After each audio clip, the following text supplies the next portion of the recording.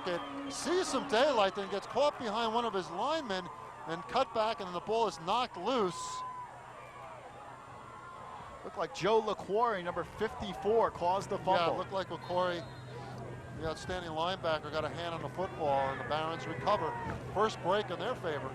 Chris Jones, the man who recovered the ball for the Barons. Woodbridge gets a turnover. 1st and 10, Barons at the 41. Here's the flip to Cohen. It's a reverse to Hemmings. Hemmings is hit and brought down. Great defensive play by Darnowski, who read it all the way. He stayed home, and Khalif Johnson also making a nice play. Everybody stayed home on that one, did a real nice job. Woodbridge with a little trickery there, but the Hawks not taking anything for it, and they call a timeout. Well, Stevens calling a timeout.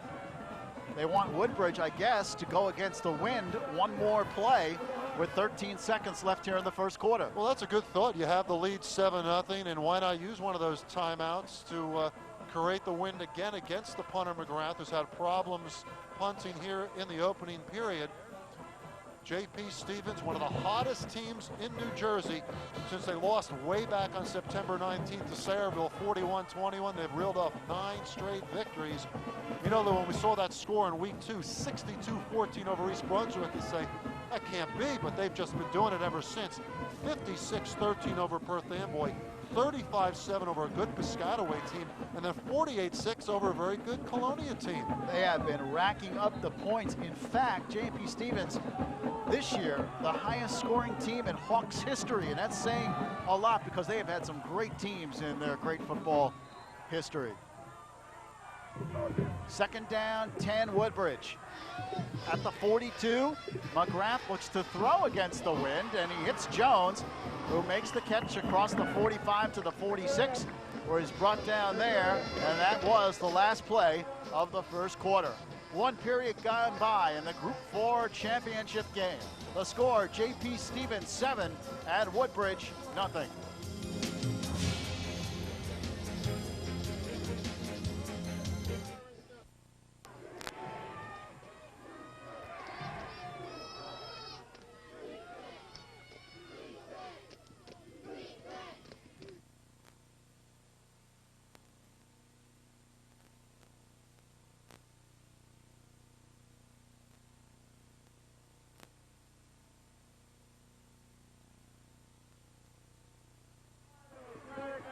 Welcome back to Prisco Stadium. We apologize for our technical difficulties. You missed some of the game, unfortunately, and you didn't miss any scoring. J.P. Stevens does have the football at the 22-yard line of Woodbridge. A nice drive going here.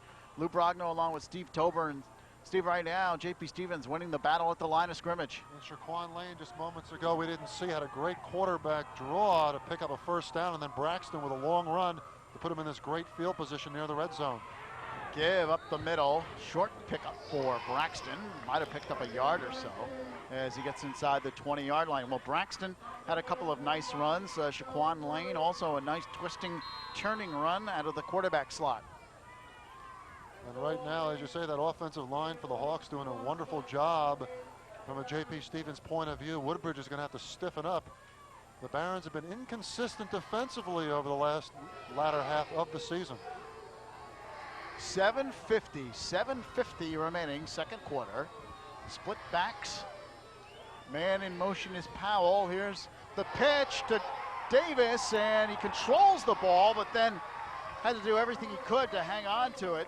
Woodbridge got a good defensive play from Ray Boble, who brings him down. Boble, who's known as the man who blocked the punt against Old Bridge, has set up a return in that incredible 47-46 Woodbridge victory earlier in the season.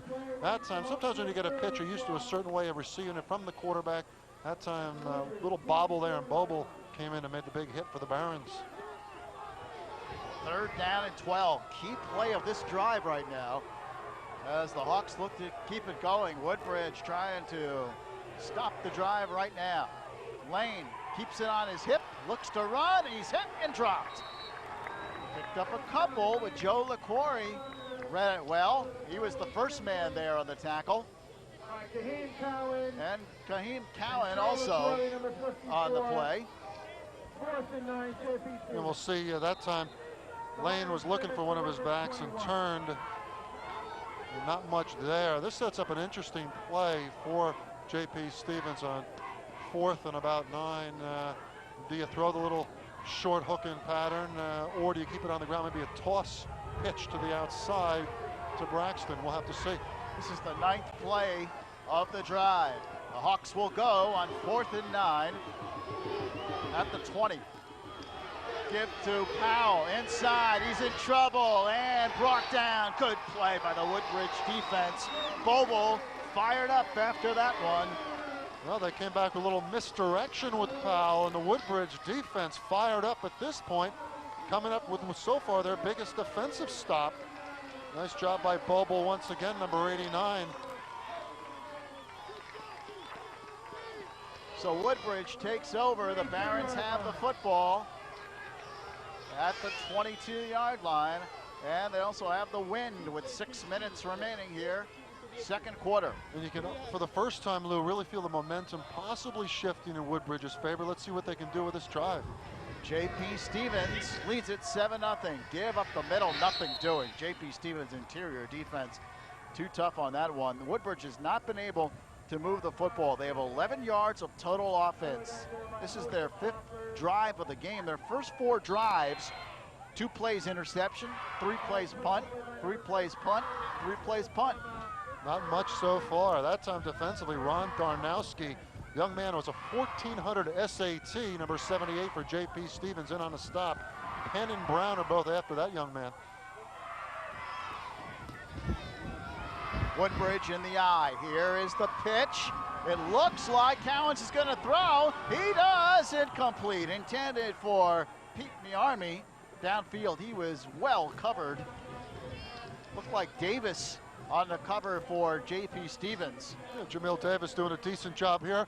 Again, Woodbridge showing us a little trickery, that time with a short run play. Here we go with the option pass. Cowan looking downfield, has a lot of zip on the ball, but just overthrowing the receiver who falls down, trying to extend himself.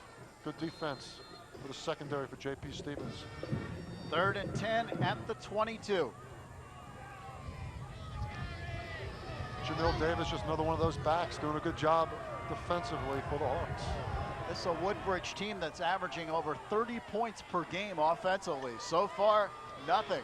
J.P. Stevens' defense doing the job. McGrath runs out of there, and he's close to the first down. He may have it. Sean McGrath. I think surprising everybody, especially the J.P. Stevens defense. McGrath known as a 3-step drop pocket quarterback. Nobody open downfield, so he steps up and takes it himself and picks up a very big first down. The first Woodbridge first down, and the Barons got it at the most opportune time. 1st and 10, Woodbridge at their own 33. Here is the flip outside. Good play by the Hawks. They string it out beautifully. Lou Riggy was the first man over there to make the play. It was Ali Lee who carried the football, 5'9", 170-pound senior. Ali Lee, the sprint champion of Middlesex County, perhaps the fastest young man, along with Frank Powell of J.P. Stevens in the county, and that time picks up a few, sets up a 2nd and 6 for Woodbridge. They got to move this football clock, not necessarily on their side with 4:21 and moving. 2nd down, call it 6.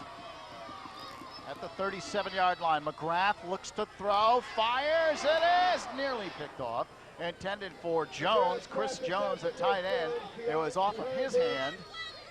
And the nearest man to it, Shaquan Lane, the free safety. And you notice Woodbridge hasn't had the football much, Lou, but we haven't heard Keith Hemming's name mentioned very much.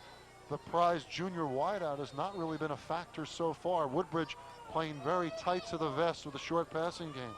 We'll take a look again. And that time almost an opportunity for an interception for Lane as the ball was batted up in the air. Well, the Barons converted on their last 3rd down opportunity. It's now 3rd down and 6. Woodbridge at the 37.